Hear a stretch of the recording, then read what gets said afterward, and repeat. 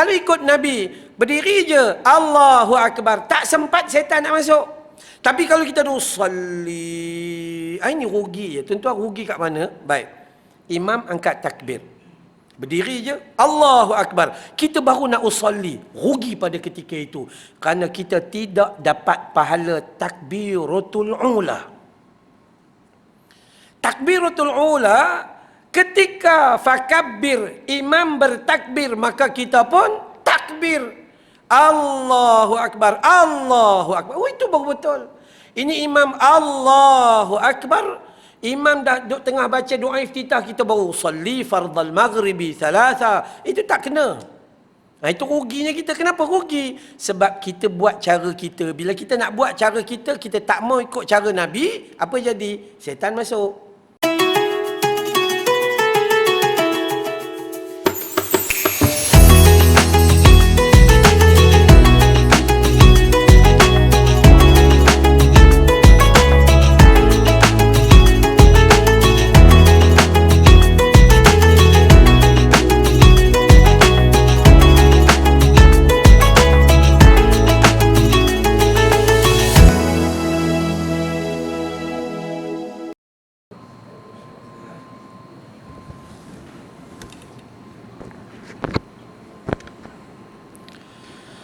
Auzubillahi minasyaitonir rajim. Bismillahirrahmanirrahim. Assalamualaikum warahmatullahi wabarakatuh. Innal hamdalillah nahmaduhu wa nasta'inuhu wa nastaghfiruh wa na'udzu billahi min shururi anfusina wa min sayyiati a'malina. Man yahdihillahu fala mudilla lahu wa man yudlil fala hadiya lahu. Asyhadu an la ilaha illallah wahdahu لا شريك له وأشهد أن محمدا عبده ورسوله. اللهم صل على محمد وعلى آل محمد. اللهم إنا نسألك علما نافعا ورزقا طيبا وعملا متقبلا والحمد لله رب العالمين. Alhamdulillah, syukur pada Allah Subhanahu wa taala, kita masih diberi peluang untuk duduk di dalam rumah Allah Subhanahu wa taala, sempat warka'u ma'ar raki'in, yakni salatlah bersama orang-orang yang salat. Kita dapat salat jemaah, dan alhamdulillah kita diberi ruang oleh Allah untuk duduk dalam taman syurga Allah Subhanahu wa taala, yang memang nikmat kalau kita baca tentang nikmat hadis, kebaikan, fadilat, ganjaran terlalu besar. Orang yang cari ilmu, duduk dalam taman syurga dan sebagainya, insya-Allah moga-moga kita diberi hidayah dan petunjuk agar dapat memilih sesuatu yang bermanfaat dalam hidup kita, sehingga menjadikan dunia yang kita hidup ini sebagai saksi untuk kita ke syurga Allah Subhanahu wa taala. Amin ya rabbal alamin. Baik. Meneruskan pengajian kita dalam kitab Talbis Iblis, tipu muslihat iblis, Ibnu Al-Jauzi. Ibnu Al-Jauzi menulis kitab Talbis Iblis. Pada hari itu kita last kali telah berbincang berhubung dengan tipu muslihat iblis ahli ibadah dalam bab taharah, dalam bab bersuci. Kejap dia perhati seluar dia macam kena percikkan air. Entah-entah air ni anjing jilat ke tadi, entah macam tu lah di hidup dia. Last kali gila kan, angkat takbir, tiba-tiba rasa macam tangan dia tadi makan kedai mamak, sudu yang dia pegang tu ada ke tidak non muslim pegang. Non muslim tu kat rumah dia makan babi, dia fikir gitu. Sampai macam tu punya dahsyat manusia. Islam tak suruh sampai macam tu lah. Islam tidak suruh macam tu.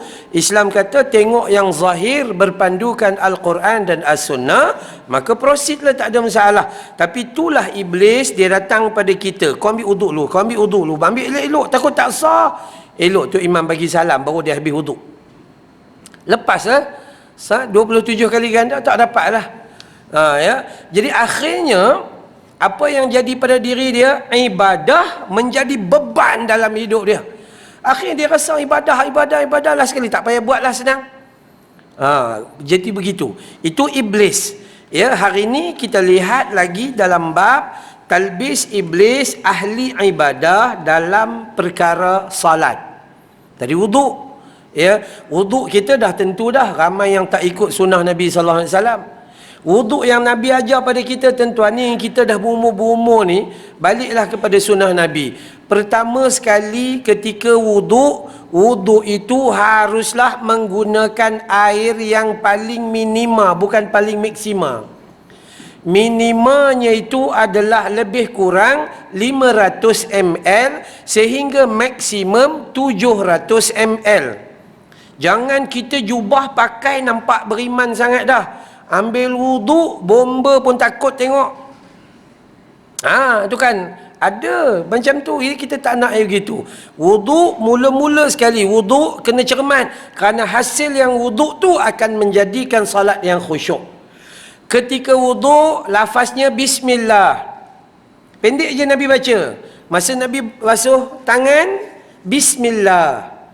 Boleh tak baca bismillahirrahmanirrahim? Boleh. Jangan mula dengan Fatihah aja. Nabi tak suruh. Bolehlah bismillahirrahmanirrahim. Kalau saya, Nabi baca bismillah, saya pun bismillah. Sudah selesai. Basuh tangan sampai pergelangan tangan 3 kali, gosok. Selati di celah-celah jari. Tadah tangan, tadah air macam tu. Kemudian kumur sebahagian, sedut istinsyak sebahagian. Kumur dan hidung serentak. Itu hadis sahih. Jangan buat kumur dan hidung berasingan. Itu tak seiring dengan sunnah. Dia tak ada ambil kubu-kubu, habis jubah orang mercik. Tu dia. Tak. Air tolak ke mulut untuk kumur, bakinya sedut di hidung dan buang 3 kali. 3 kali ni, 3 kali tu je. Dia bukan 6 kali. Habis. Basuh muka. Ni ada lagi orang dewasa seperti kita. Ustaz, basuh muka kena niat kan? Kalau awak niat masa basuh muka, basuh tangan apa yang awak dapat?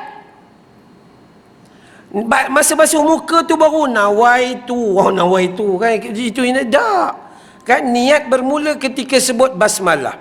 Ya. Kemudian basuh muka daripada tumbuhnya anak rambut turun sampai dagu ni, tulang dagu paling hadapan. Kemudian daripada anak telinga kanan melintang anak telinga kiri, 1 pusingan. Alhamdulillah.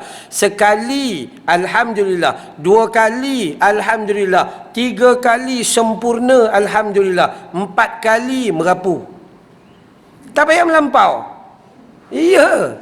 Kadang kita, Nabi buat 3 kali ni, rasa aku nak dapat pahala lebih, buat 7. Tu. Hadis-hadis yang kita akan bincang nanti akan timbul. Basuh tangan, letak je begitu. Basuh tangan sampai siku, letak je macam tu. Turun ke bawah, dengan tangan ini gosok. Bagi mazhab Imam Syafi'i kata jangan angkat. Itu pandangan mazhab Imam Syafi'i. Letak, tolak macam tu, gosok sampai mata siku. Lebih sedikit, alhamdulillah, itu baik kerana dia menjadi cahaya di mahsyar nanti. Dia jadi cahaya. Tapi jangan sampai ketiak tu melampau.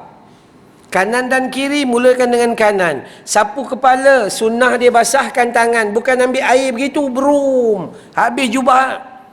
Sebab tu ketika kepala dia tak sebut basuh kepala, tak.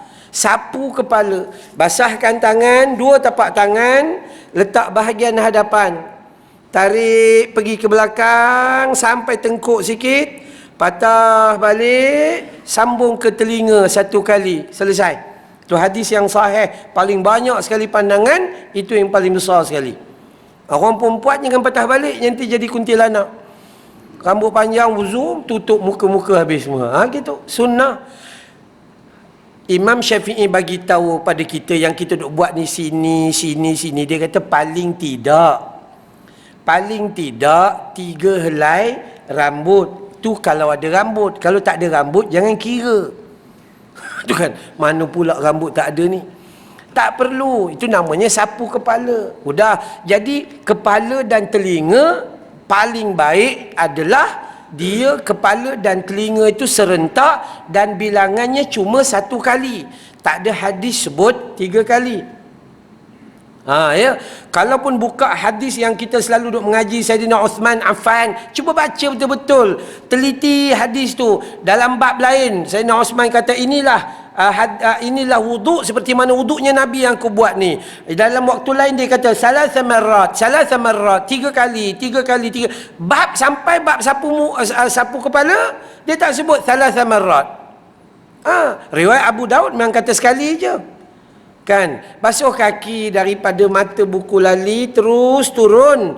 Dan ahli neraka disebabkan wuduk ada 2. Satu buku lali dia tak kena air, satu lagi tumit tak kena. Hati-hati yang tu. Habis. Ni nak bagi khusyuk ni, nak belajar, nak kita ikut sunnah, insya-Allah iblis tak masuk ganggu kita tak. Tapi kalau kita melampau, ruang itu iblis akan masuk dan rosakkan kita. Habis basuh kaki, baca doa. Masa nak baca doa, tak payah duduk dalam tempat wuduk tu, angkat tangan begini. Tak ada gitu. Sambil jalan aja.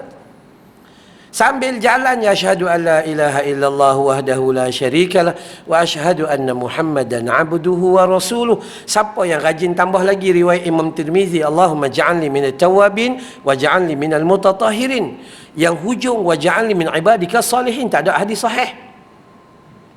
Jadi hadis yang sahih, asyhadu an la ilaha illallah wahdahu la syarikalah wa asyhadu anna Muhammadan abduhu wa rasuluh. Itu hadis Bukhari. Dan hadis ni kata Nabi, siapa yang baca doa ni, Allah buka 8 pintu syurga. Tambah lagi kebaikan riwayat Imam Tirmizi, Allahumma ja'alni minat tawabin wa ja'alni minal mutatahhirin. Tanpa wa ja'alni min ibadikas salihin. Itu. Kalau tanya saya, Ustaz baca yang mana? Bukhari, yang satu itu je. Udah. Tapi kalau nak cepat, baca Tirmizi saja. Senang. Jangan rugikan diri kita kerana kebaikan. Jadi menilai dari sudut ni, kalau kita buka yang kita ni kita nak cerita yang bulan lepas. Kalau kita buka ruang syaitan, maka habis. Kalau buka ruang tak puas lah basuh tangan 3 kali ni, kena 7 kali kot, maka habis. Sebab tu pelaku bid'ah. Kan kita orang Melayu ni kalau sebut bid'ah tak boleh.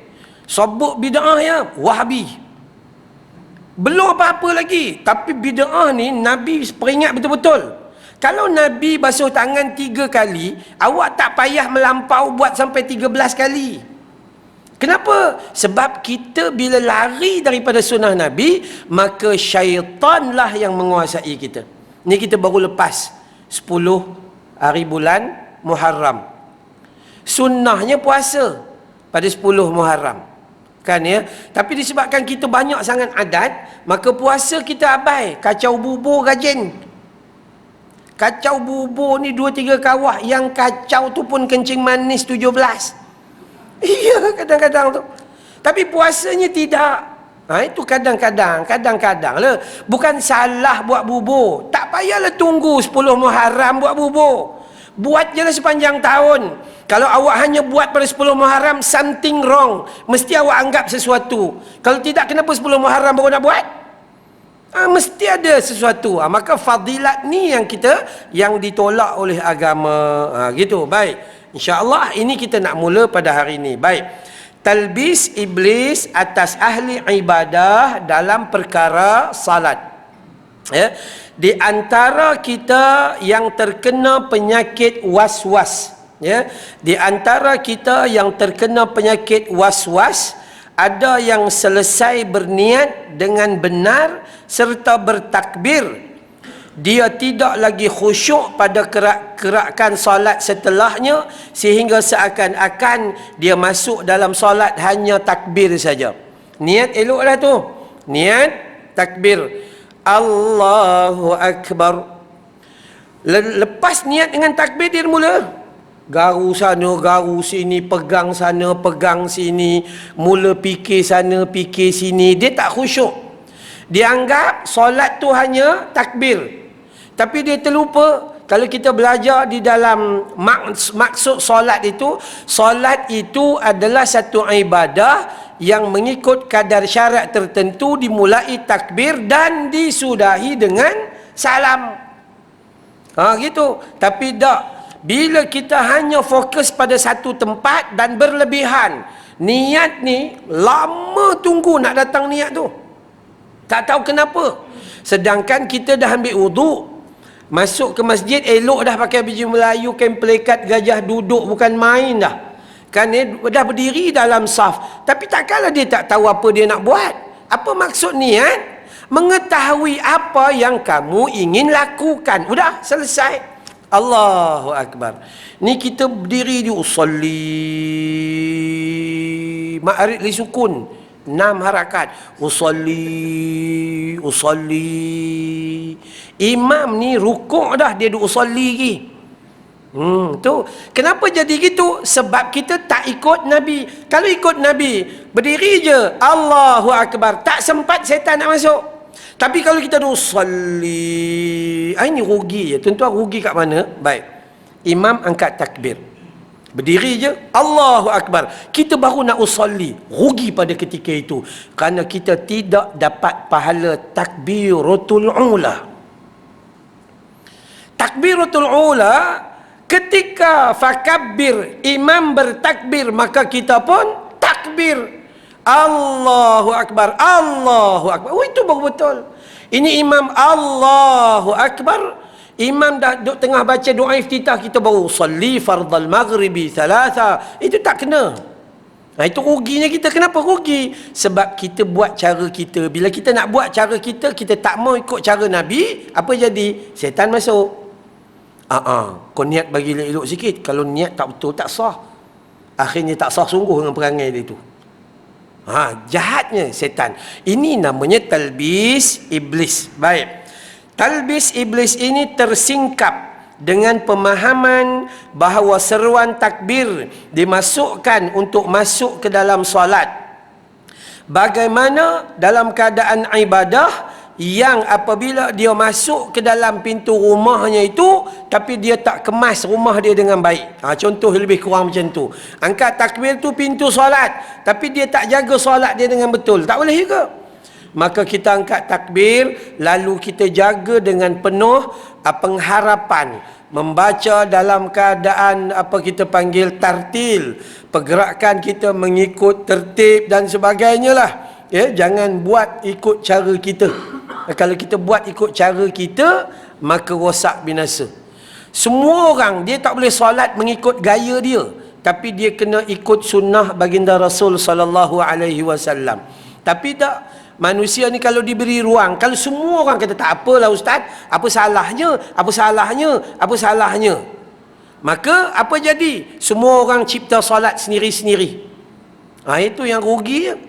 Maka dak, kita kena ikut sunnah Nabi sallallahu alaihi wasallam. Di antara mereka yang baru sah niat dan takbiratul ihram saat waktu tersisa di rakaat yang diikutinya cuma tinggal sedikit. Salli, rakaat yang dia duduk sepatutnya dia berdiri sama dengan tok imam, tapi dia masuk solat, tok imam dah nak masuk rakaat kedua, nak habis rakaat pertama dah. Ini ada, kenapa buat? Itulah ceritanya.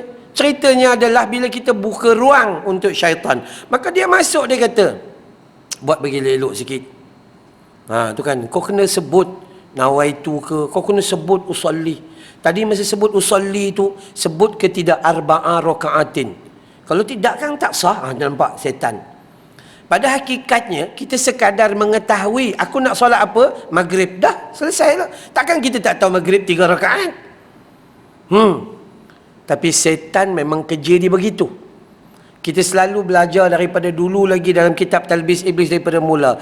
Setan yang pertama sekali, dia kata apa? Mula-mula sekali, kau jangan buat baik. Contoh, kita nak datang masjid. Setan kata, kau tak payah pergi masjid. Solat kat rumah sudahlah. Masjid bukannya ada apa sangat pun. Kau pergi masjid, kau tengok puak-puak tu mengata orang aja, sambil makan mengata. Iya, kalau kita nak cari yang buruk, kita akan jumpa buruk. Tapi kalau kita pergi cari yang baik, kita akan dapat baik. Tapi itu akhirnya dia kata, tak nak, aku nak pergi juga. Ini kaedah kedua. Mula-mula kau jangan buat kebaikan. Kita kata kat setan, tak, aku nak buat juga kebaikan. Maka setan kata, tak apa, kau buat lambat sikit. Kau pergi waktu tu imam dah duduk tahiyat akhir. Kau tidak lambat. Tu imam kita kan namanya Haji Sabar. Sabar je solat, nak bergerak satu. Solat maghrib kan bagi salam, azan isyak. Tu sabar betul tu imam tu. Iya, sungguh. Dia suruh apa? Yang pertama, jangan buat kebaikan. Yang kedua, awak nak buat juga, boleh. Tapi tangguh dulu kebaikan tu. Awal lagi. Alah, belum pencen. Kan? Awal lagi. Alah, baru 65. Baru lepas pencen aja. Awal lagi. Baru 77. Dia duk kata gitu. Awal lagi. Tangguh dulu, tangguh dulu, tangguh dulu. Dan kita nak juga buat I don't care. Aku nak buat kebaikan, aku nak menyegerakan kebaikan. Kaedah tu kita kuat ni. Kan? Last kali setan mai dalam bab yang ketiga. Dia kata apa? Kau buat bagi elok-elok sikit, pakai bagi nampak macam alim ulama sikit, buat bagi orang tengok. Buat bagi orang tengok, baca bagi kemas-kemas sikit, baca bagi panjang-panjang sikit, biar orang puji awak tu ngapal Quran. Tiga-tiga grup lingkup semua. Habis semua. Itu kerja setan. Sebab tu sesekali jangan buka ruang setan nak masuk. Dengan cara kembali kepada sunnah Nabi sallallahu alaihi wasallam. Dah, selesai. Jangan buat sesuatu mengikut gaya kita. Udahlah. Dia orang hantar bubur Ashura tu macam-macam jenis. Ada style utara. Itu utara saya boleh makan sebab saya orang utara. Dia hantar mai style tak tahu mana-mana. Sekali lagi dia hantar mai satu bekas bubur Ashura, dalam tu ada tongkat Ali campur dengan kacik Fatimah. Kita pun keliru nak makan. Takut jadi pondan. Campur dua. Tu jadi merapu lah. Tak tahu nak cakap. Dah macam-macam. Dia hakikatnya adalah kita perlu balik kepada sunnah Nabi sallallahu alaihi wasallam. Ada yang mereka itu baru niat dan takbiratul ihram pada waktu yang tersisa, langsung mereka itu baca doa iftitah, al-isti'adzah itu dan ini, sedangkan yang dituntut adalah Al-Fatihah. Udahlah niat dia itu panjang. Imam ni duk tengah baca surah, baru dia dapat masuk Allahu Akbar. Dia masuk tu imam tu surah dah dekat nak habis dia. Allahu Akbar kabira kabira kabira. Dia jadi gitu. Baru nak baca doa iftitah. Tu kerja siapa? Kerja setan. Itu kerja iblis. Kau kena buat dengan tertib. Kau kena buat dengan tertib. Doa iftitah ada 12 jenis. Dia pulun yang jenis tu juga yang panjang. Dahlah dia tu slow. Allahu Akbar kabira walhamdulillahi kathira wa subhanallahi bukratan wa asila. Cukuplah sampai kat situ. Dah awak pun memang lambat. Tak nak wajah tu dia sambung sampai habis. La ilaha illallah. Akhirnya kalau ikut hukum, dia ketinggalan dengan imam. Jadi imam bagi salam, dia kena tambah lagi satu rakaat. Tapi itulah setan bagi tahu, betulkan niat, nanti niat tu rosak. Bila dah dapat niat, betulkan doa iftitah ni perlu baca. Baca satu rentaknya itu. Baca doa iftitah dengan penuh belagu, soba, sika, nahawan sampai tak ketahuan. Manusia, ya Allah, kenapa jadi gitu ya? Disebabkan dia tak faham tentang mana satu ilmu yang lebih utama. Okay? Saya baru balik semalam daripada Masjid Tengku Ampuan Afzan, Indra Mahkota. Esok pagi, hari ini balik kuliah di sini. Kemudian esok pagi kuliah duha di UTM Jalan Semarak. Kemudian terus pergi ke Masjid Tanah Melaka. Jadi pergi merata-rata. Yang pengurusi sahabat Al-Quran di hatiku negeri Pahang, dia uruskan, dia jemput saya datang bagi ceramah sana. Tapi dia dalam keadaan iddah, 4 bulan 10 hari kematian suami. Dalam dia mengurus tu, mula-mula dia kata, dia WhatsApp kat saya, dia kata, Ustaz, saya tak dapat hadir sebab iddah. Tapi dia tu, sebab panggil Ustaz Amran, jadi naklah juga datang. Dalam keadaan tu, tapi dia tanya tak, Ustaz, saya ni dah, Ustaz datang Pahang, bukannya selalu. Boleh ke tidak saya datang? Tu nampak tak? Bila kita macam boleh ke tidak, boleh ke tidak, boleh ke tidak, setan masuk. Saya kata tak, Puan, tenang aja di rumah, buka aja live. Tenang aja di rumah, Puan taat dengan iddah, arwah suami dapat pahala. Hari ini isteri-isteri, Allahu Rabbi, Ustaz, salah apa? Saya cuma pergi marhaban aja.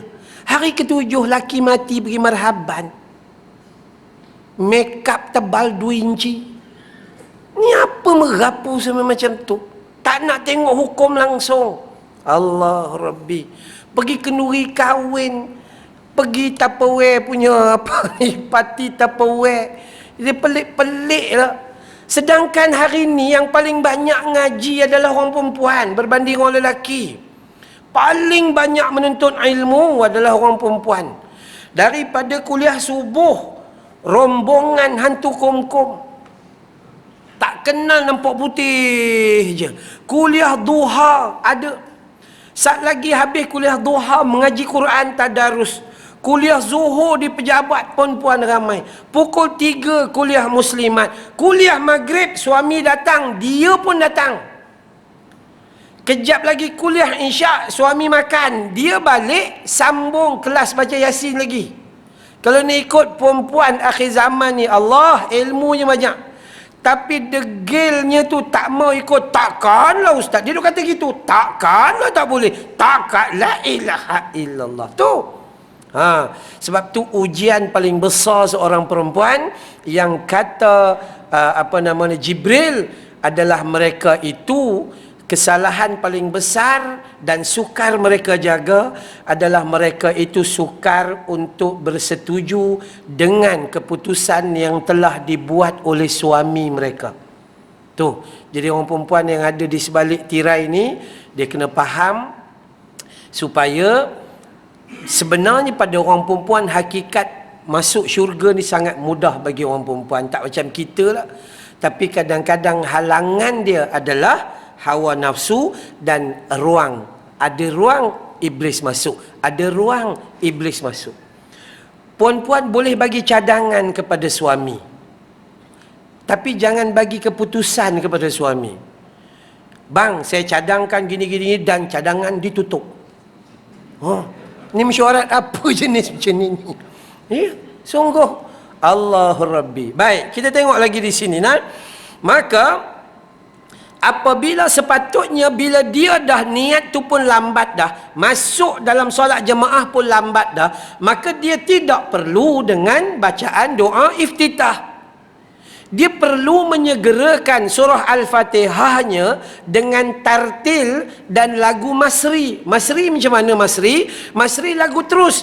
Bismillahirrahmanirrahim. Alhamdulillahirrabbilalamin. Ar-Rahmanirrahim. Begitu. Jelas kan ya? Udah senang aja. Ya, begitu. Sepatutnya dia jaga Fatihah sebelum imam turun rukuk. Jangan bacalah doa iftitah tu. Tetapi kalau awak tu makmum muwafiq bukan masbuk, ya, Allahu Akbar, awak pun Allahu Akbar, sunnah membaca doa iftitah yang pendek. Tambah solat zuhur dengan solat asar, solat yang diam ni. Lagi kita tak tahu, imam kita tak tahu sakit perut ke, nak pergi besar malam ke apa gitu gini, maka mungkin dia baca laju. Jadi kita tak payahlah baca je Fatihah tu selesai. Kerana itu tuntutan paling besar. Ini juga merupakan talbis iblis. Kerana membaca doa iftitah dan isti'azah adalah sunnah. Sementara membaca Al-Fatihah yang dia tinggalkan itu adalah wajib menurut sebahagian besar ulama. Walaupun ada mazhab yang mengatakan, Imam Hanafi terutamanya, dia mengambil hadis bacaan imam menguasai bacaan makmum. Ketika solat jahriyah, contoh katalah kita solat maghrib, ketika saya jadi imam tadi, saya baca Al-Fatihah dengan kuat. Sebahagian ulama mazhab kata makmum tak perlu baca dah, sebab imam dah baca dengan kuat. Tapi ketika solat zuhur dan asar kena baca.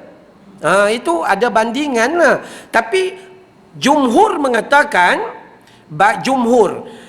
seorang makmum, seorang imam dan seorang munfarid, orang yang salat sendirian, maka kefarduan atasnya untuk baca surah Al-Fatihah mengikut mutlak pandangan Imam Asy-Syafi'i.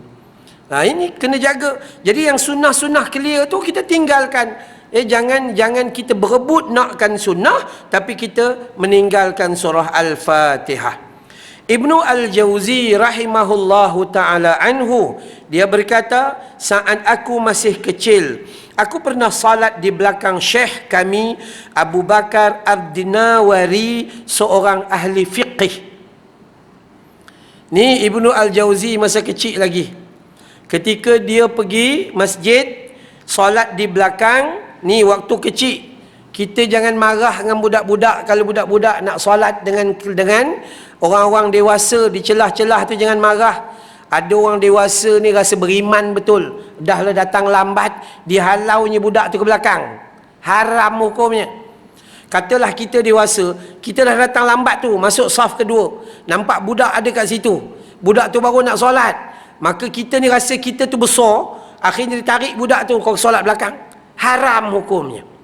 Jangan pandai-pandai.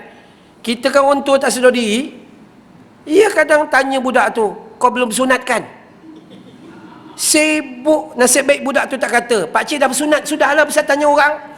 Iya, merapu-merapunya manusia. Tu yang perempuan pun, acik-acik karang mata boleh tahan besar matanya tu, dia jeling je.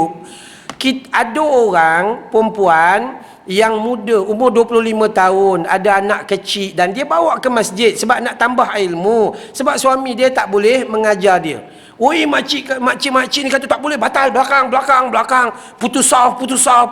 Entah ilmu mana dia pakai tak. Akhirnya budak-budak, orang muda, dia tak dapat mesra jemaah kat dalam sini. Sekali datang, lepas tu tak datang dah. Kenapa tu? Sebab kita nak buat cara kita tak nak buat ikut sunnah Nabi SAW. Ini ya, baik. Jadi Ibnu Al-Jauzi kata, suatu hari dia melihat aku melakukan perbuatan-perbuatan ini, maka dia menasihatiku, wahai anak anda, sungguh para ulama fiqih berbeza pendapat tentang wajibnya membaca Al-Fatihah di belakang imam, tetapi mereka sepakat bahawa doa iftitah hukumnya sunat. Kalau dah kita memang lambat masuk dalam solat, tak payahlah bersusah payah Allahu Akbaru kabira. Tak perlulah. Memang betul kata guru kepada Ibnu Al-Jauzi, betul. Sebahagian ulama dia khilaf pandangan, Fatihah boleh baca dan tak payah baca. Tapi yang sepakat doa iftitah tu sunat. Semua kata sunat. Jadi yang pulun yang sunat tu kenapa? Tu. Kan? Jadi maka sibukkanlah dirimu dengan yang wajib dan tinggalkanlah yang sunnah pada waktu yang tiada untukmu. Kalau kita dah tak ada waktu, tak ada masalah. Jadi ustaz, saya tak sempat ustaz. Memang tak sempat, kau selalu datang lambat. Tiap-tiap hari bunyi je alam, memang tahu dah dia. Siapa namanya? Haji Masbuk. Nama dia pun Haji Masbuk. Tiap-tiap hari Masbuk. Aduh, ya Allah. Baik. Ini semua ruang-ruang. Bila kita tak ikut sunnah, maka ruang-ruang setan dia akan masuk, dia akan pusing kita pergi merata-rata. Habis dalam bab talbis iblis, dalam bab ahli ibadah, dalam bab solat. Okey, dalam bab solat ada apa-apa nak tanya? Bab ni dulu. Gangguan syaitan atau tipu muslihat syaitan di dalam solat. Tukang doa, saya nak tanya, nak beritahu dulu, tukang orang yang ada di antara kita dia rajin doa dalam solat, bagus. Dua tempat doa. Pertama, setiap kali kita sujud, bukan sujud akhir saja ya. Ustaz, saya simpan sujud akhir saja, saya doa lama. Tu tak kena dengan sunnah. Sunnah dia adalah setiap kali sujud, kita lebih kurang waktunya sama. Allahu Akbar, subhana rabbiyal a'la, subhana rabbiyal a'la, subhana rabbiyal a'la. Sambung doa, Allahumma ghafirli, ya Allah tolong ampunkan aku. Sekejap lagi sujud, Allahu Akbar, subhana rabbiyal a'la, subhana rabbiyal a'la, subhana rabbiyal a'la. Allahumma a'inni ala dzikrika wa syukrika wa husni ibadatik. Dah. Dia bukan simpan pergi letak sujud yang terakhir itu. Itu satu. Dan satu lagi, kalau tuan-tuan dengar tadi, selepas saya baca tahiyat dan saya akan baca doa. Itu doa yang kita selalu sebut bila jumpa. Dalam hal ini, ada orang jemaah atau makmum, dia ni memang kuat doa ketika sujud dan dia suka simpan di sujud yang terakhir. Allahu Akbar, subhana rabbiyal a'la, subhana rabbiyal a'la, subhana rabbiyal a'la. Imam dia tak doa.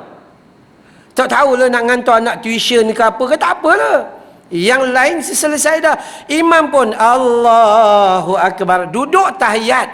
Imam Allahu Akbar, maka apa makmum kena buat? Allahu Akbar, naik aja. Oh dah, dia sujud. Sujud terakhir ni Ustaz. Allahumma inni zalamtu nafsi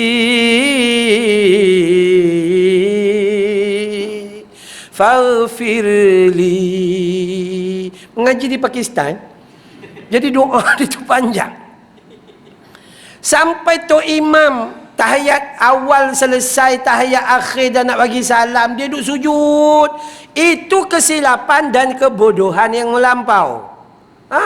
Bila nak doa sujud panjang? Ketika kita solat sunat sendirian. Tapi kalau imam memang lama sujud, alhamdulillah, kita tak apalah. Tapi kalau imam lama sangat pun makmum keliru. Hidup ke mati?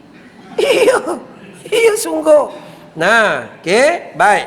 Kalau tak ada, kita masuk dalam bab seterusnya, yakni bab talbis iblis agar meninggalkan amalan sunnah. Dia ada masa, tapi yang sunat dia tak buat. Yang wajib dia buat. Sunnah Nabi dia tinggal. Dia hanya makan macam mana? Nasi putih, sayur tak ada, kuah tak ada, tercekik-cekik. Dia gitu. Rumah, dia beli je rumah. Ada pintu, ada gitu, sofa tak ada, tilam tak ada, toto pun tak ada. Ini amalan fardu adalah keperluan dan amalan sunnah adalah perhiasan melengkapkan amalan fardu. Baik. Iblis melancarkan tipu daya kepada sebahagian mukmin sehingga mereka pun meninggalkan banyak amalan sunnah kerana keliru di dalam memahami hakikatnya. Apa hakikatnya? Orang Melayu kan dia punya pemahaman dia macam mana? Yang wajib buat dapat pahala, tinggal berdosa nanti masuk neraka. Yang sunat buat dapat pahala, tinggal tak ada apa-apa. Kita punya orang Melayu dia mengaji macam tu. Sunat buat dapat pahala, tinggal enggak ada apa-apa. Akhirnya menyunat sampai mati. Tak buat-buat. Rugi. Sedangkan kalau kita ngaji fikih, dia kata yang sunat buat dapat pahala, tinggal rugi. Kerana persembahan kita kepada Allah itu tidak lengkap. Maka kita kena letak kombinasi kanan dan kiri supaya amalan kita itu bernilai besar di sisi Allah. Orang lelaki solat di rumah contohnya, kain pelikat digulung sampai ke atas perut, baju tak pakai. Yang cerdik lagi itu kopiah pakai. Itu pelik dan ajaib. Makruh tahrim tahu sebab hadis Nabi sebut begitu. Nabi larang jangan kamu solat dengan satu pakaian. Maksud satu pakaian adalah hanya tutup bahagian bawah sahaja. Jadi sepatutnya kita tutup bahagian bahu. Maksudnya orang yang solat, bagi kita lelaki, kalau pakai singlet yang tak ada lengan tu pun tak boleh. Tak boleh, dia makruh. Dan makruh tu jadi makruh tahrim. Makruh yang boleh menjatuhkan haram. Sedangkan kita nak pergi mana-mana pun kita bersiap. Bukan main punya kemas. Nak jumpa manusia. Tiba-tiba nak berhadapan dengan Allah Ta'ala. Begini gajah duduk dia golek. Buh kepiah. Kemudian baju tak pakai. Macam solat, macam dia rasa Allah tak tengok dia. Tu. Siapa kata gitu? Iblis. Iblis kan kata, Allah yang wajibkan daripada pusat sampai ke lutut. Jadi yang lain tak payah tutup. Itu. Akhirnya kita tak bersiap. Nak datang masjid macam tu juga hari ni. Ustaz santai je. Ya, bagus santai tu. Tapi ada ayat Quran dan ada hadis yang menceritakan pakailah pakaian yang baik-baik untuk ke masjid. Maksud baik itu bukan baru, tetapi menutup aurat, dilihat kemas dan cantik untuk berhadapan dengan Allah Subhanahu wa ta'ala. Maka manusia kadang-kadang dia meninggalkan sunnah Nabi, dia tak rasa rugi. Sangat-sangat rugi kalau ditinggalkan. Dalam solat terutamanya. Dalam wuduk kita dah bagi tahu dah tadi. Ya, dalam solat. Kalau ikut wuduk 4 aja. Basuh muka, tangan sampai siku, sapu kepala, basuh kaki. Sudah selesai. Kan? Tapi tak, untuk melengkapkannya ada sunnah yang dilakukan oleh Nabi, maka daripada awal sampai akhir sampailah baca doa. Itu sunnah. Dalam solat pun macam tu. Ya, maka kita tengok lagi. Di antara mereka tidak mementingkan berada di saf yang pertama. Ni pun satu perangai kita. Tiap-tiap hari datang surau. Tapi tak rasa nikmat. Datang relax, duduk kat belakang. Sedangkan saf pertama kosong. Lepas tu dia persilakan orang pula tu. Sila. La ilaha illallah. Tu. Degilnya kita atau nyombongnya kita. Sedangkan dalam hadis kata apa?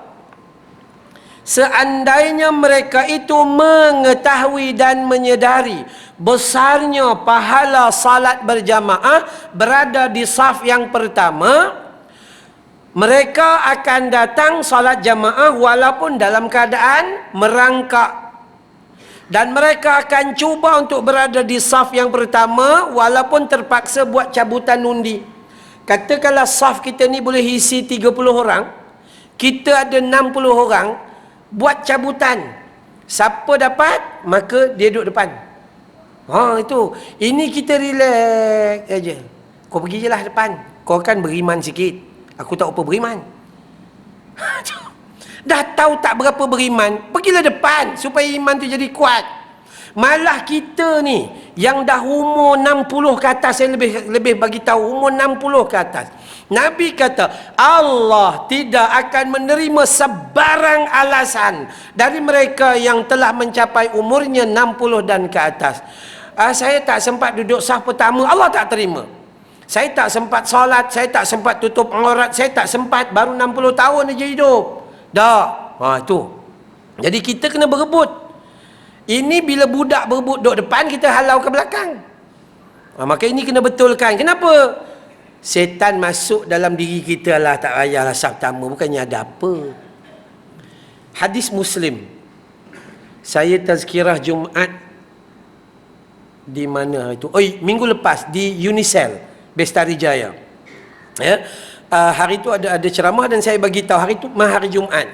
Jadi saya bagi tahu kalau kita baca dalam hadis Muslim, Nabi kata apa? Barang siapa yang datang awal menduduki saf yang pertama, datang awal duduk di saf yang pertama, maka dia seumpama bersedekah seekor unta 15-20 ribu unta merah. Barang siapa datang peringkat kedua, bagi mereka seumpama bersedekah seekor lembu 6,000-7,000. Barang siapa yang datang berada di peringkat ketiga, maka mereka seumpama bersedekah seekor kambing 1,000. Saf keempat, ayam RM20 seekor 2 kilo. Saf kelima, telur ayam. Ya. Siapa yang datang selepas itu, ketika khutbah dimulakan, telur pun tak ada. Nyombongnya manusia tak nak juga. InsyaAllah azan dulu silsilah.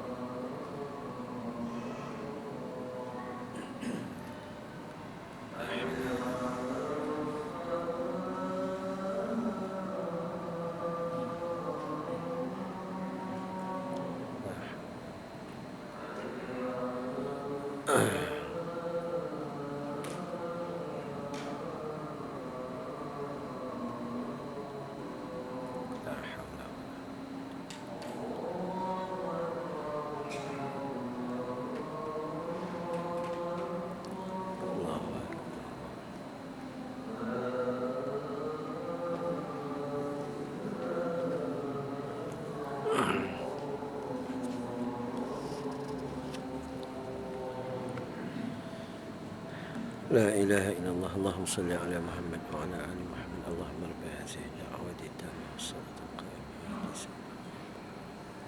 وبعث المقام المحمود الذي وعدته إنك لا Baik, kita sambung sikit lagi. Bila sebut tentang hadis yang tadi itu, ada hadis yang sahih riwayat Imam Al-Bukhari dan Muslim. Ya, Nabi menyatakan lau ya'lamun nasu ma lahum fin nida'i was-saffil awal thumma lam yajidu illa an yastahimu alai la yastahamu. Seandainya manusia itu mengetahui keutamaan akan didapatkan kerana memenuhi an-nida'i, panggilan azan, dan wasafil awal, berada di saf yang paling awal, maka mereka tidak akan dapat kecuali terpaksa melakukan undian, maka mereka rela untuk melakukannya. Ketika ini masing-masing ada kepentingan peribadi untuk merebut sunnah Nabi, bukan biarkan orang lain masuk.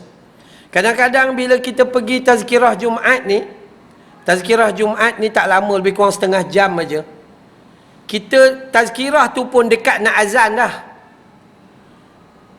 Ramai lagi yang berada di belakang, tak berebut untuk duduk di saf hadapan. Tapi kalau tuan-tuan pergi masjid Kota Damansara, Masjid Kuning,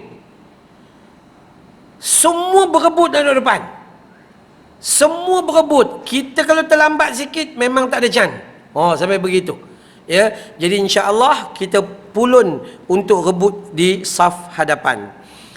Dalam riwayat Muslim, hadis daripada Abu Hurairah Nabi SAW bersabda, khairu sufufir rijali awwaluha.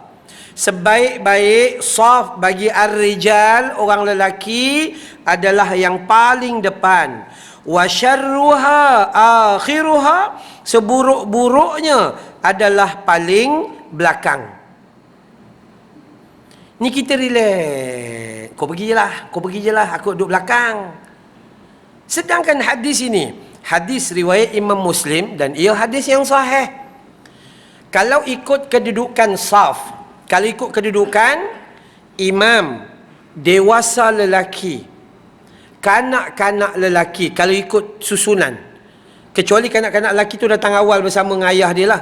Tapi kalau budak-budak dia, jadi imam, dewasa lelaki, kanak-kanak lelaki, kanak-kanak perempuan, dan dewasa perempuan di belakang. Cantik punya aturan, anak-anak rasa selamat di dalam jagaan mak dengan ayah. Semua akan terjaga. Ini kita yang lelaki gini, perempuan dah tak tahu ke mana kadang-kadang tu kan. Yang lelaki hantar anak semua ke belakang. Satu geng Doraemon, satu geng Power Rangers. Solat tak? Tak ada, main-main je di belakang. Main. Udah sakit jantung pula AJK. AJK tak boleh solat, terpaksa bawa water, woi gitu pula kan. Kenapa? Sebab kita buka ruang setan masuk, tinggalkan sunnah. Budak-budak belum potong, gitu. Tu yang jadi masalah kita. Baik.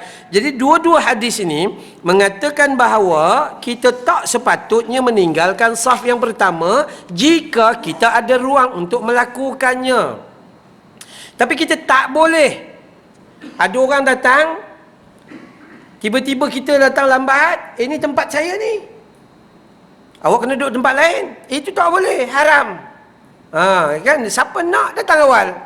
Kecuali yang diberi adalah tugasan-tugasan. Petugas-petugas, dia ada. AJK kalau tak dibagi, kan dia nak buat kerja macam mana? Maka bolehlah. Itu diberi. Boleh tak bagi kepada siapa-siapa? Tak boleh. Dalam Islam tak boleh. Menteri pun tak boleh. Kecuali dia datang awal. Siapa pula? Tak boleh. Dalam bab solat, inilah. Maka sungguh dalam hal ini, dalam riwayat yang sahih menyatakan semuanya itu, ada yang ada tangan tak disedekapkan dengan baik, letak dekat bawah pusat, kadang pegang dengan tak pegang aja sambil solat. Dia tengok macam ni merata. Nasib baik tak ada lampu sini. Ada setengah masjid lampu. Mahal ni, beli kat mana? Tu kan dia tengok merata-rata. Maka ketika itu pernah satu kali Abdullah ibn Mas'ud, dia solat ni, Allahu Akbar, tangan kiri ke atas. Rasulullah lalu, dia tengah solat sunat tu. Rasulullah lalu. Rasulullah tak kata, Ibn Mas'ud berhenti dulu. Kalau kita kata salah tu, tak. Rasulullah pegang tangan dia, tarik yang kanan, letak ke atas. Macam tu. Macamlah tiba-tiba kita pergi merata-rata satu tempat tu, ada orang solat. Sedangkan kita baru lepas solat kat situ. Situ bukan surau. Bukan surau dan tak ada arah kiblat. Maka tengok, tadi kita baru lepas, kita pakai handphone kita, line elok. Online punya, cari kiblat online tu kan. Oh, jumpa. Alhamdulillah, cek 3 orang, semua jumpa ngam. Akhirnya kita pun solat. Lepas solat, tiba-tiba ada orang lain berhenti nak solat kat situ sebab ada ruang. Maka dia pun solat Allahu Akbar, dia ngadap sana. Kita perasan, kiblat sini. Tapi handphone dia tu, tak tahu dia guna line apa, ngadap sebelah sana. Apa kita boleh buat? Kita tak payah tegur dia, salah tu kiblat. Dia nanti pusing. Bahagian mana? Bukan. Pegang je bahu dia, pegang je 2 bahu je, pusing. Dah selesai. Iya. Gitu aja sebenarnya. Bukannya susah. Allahu Akbar. Ada lagi RNR. Ada lagi RNR. Okey, baik begini ya. Siapa yang datang lambat? Siapa yang datang lambat? Kalau imam masih belum bagi salam, awak jadi masbuk dengan imam, okey. Tapi kalau masbuk yang tu Imam dah bagi salam, makmum seorang lagi itu dia masbuk, lalu dia pun bangun untuk tambah lagi satu rakaat. Itu tidak digalakkan kita ambil dia sebagai imam. Yang lebih baik adalah buat solat jamaah baru. Itu lebih utama. Kan itu kena faham dari sudut tu. Ini tak, kita tadi dah lambat dengan tu imam tadi tu masuk masbuk kat belakang tu, Allahu Akbar, cuit belakang pula tu, cuit, kita pusing, kenapa gitu. Iya sungguh. Dalam bab solat ni kalau kita ngaji dia luas, sangat-sangat luas. Okey, tak apa. Mari kita tengok di sini. Maka kita katakan bahawa sebenarnya di dalam amalan-amalan sunnah adalah satu amalan besar apabila kita beramal dengan sunnah lantas melengkapkan amalan fardu kita. Kenapa? Disebabkan amalan sunnah itu dia akan tampal mana-mana yang lompong-lompong dalam amalan fardu. Amalan fardu kita sempurna tak? Tak. Niat elok, angkat takbir panjang benar, tak ubah kemas. Angkat takbir tu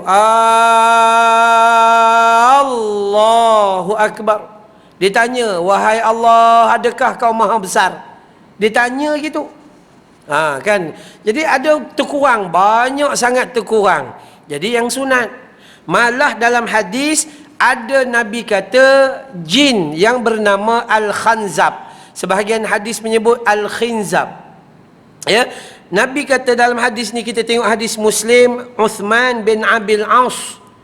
Dia kata, ya Rasulullah, ketika aku solat, setan datang kacau aku. Ni, qultu li Rasulillah sallallahu alaihi wasallam, lalu Nabi jawab, inna syaitana qad hala baini wa baina salati wa qiraati bilabbisuha alayya. Ya, syaitan ni ada dia, nama dia adalah zaka syaitanu yuqalu lahu khinzabun. Ada syaitan yang nama dia Khinzab, atau kita boleh kata jin itu jin kafir. Ahsastahu fata'awadz billahi minhu thalathan. Maka macam mana kalau kita tengah solat tiba-tiba rasa macam terganggu. Tengah-tengah solat ni, tengah solat tiba-tiba fikir benda yang bukan-bukan. Besok mesyuarat, hari tu mesyuarat bergaduh, tak bergaduh pula besok. Tu dalam mesyuarat. 12 hari bulan esok kita kena mangkah. Contohnya dia fikir benda-benda yang tidak manfaat lah. Kalau yang manfaat tak apa. Maka ketika itu Nabi kata baca a'udzubillahi minasyaitonir rajim, a'udzubillahi minasyaitonir rajim, a'udzubillahi minasyaitonir rajim. Pandang bahu sebelah kiri, tiup sekali. Jemaah sebelah, pocon, terkejut, kena halau. Itu sunnah. Maka kata sahabat yang bernama Uthman bin Abi Al-As ni, dia kata apa? Dan aku pun melakukannya, apa yang dilakukan oleh, apa yang diperintah oleh Nabi. Watfil ala yasarik fa'alat dzalika fa'adhabahu Allah an apa? Maka Allah pun menghilangkan gangguan syaitan daripada aku. Jadi sebenarnya tak ada masalah. Kita rasa terganggu je. Apa gangguan yang paling besar sekali dalam solat? Lupa rakaat. Itu hadis Muslim. Nabi kata ada setan ni Al-Khanzab datang di bahu kita. Lantas dia berkata, uzkur kaza wa kaza, ingat yang ini, ingat yang itu, sehingga kita terlupa kita sedang berada di rakaat yang keberapa. 3 ke 4. Kita pula malas 4 je lah. Tu kan. Iya, tiap-tiap hari 3 ke 4. Lebih teruk subuh tersasul. 1 ke 2, 1 ke 2. Tu. Ya Allah. Maka sebab itu kita kena belajar untuk mengkualitikan salat kita di hadapan Allah Subhanahu wa taala. Maka bersiap sedia untuk ready dalam salat. Dia tak boleh salat main last minute, maka kita akan jadi laju, ya, dan dia akan jadi tak stabil dan tak seimbang, malah jauh daripada khusyuk. Wallahu a'lam. Pertemuan malam ini kita berhenti di sini, dan kita akan jumpa lagi pada pertemuan akan datang dengan meneruskan kitab kita Talbis Iblis untuk bincang talbis iblis agar memperbanyakkan solat malam sehingga solat fardu tertinggal. Tahajud ni Nabi buat maksimum 13, dia 33. Tu. Kan ya? Jadi sehinggalah terabai yang fardu. Yang ni kita akan bincang pada pertemuan yang akan datang. InsyaAllah. Baik. 1-2 soalan silakan kalau ada. Atau perut dah lapar? Saya sebenarnya lapar ni. Ya, sila tuan.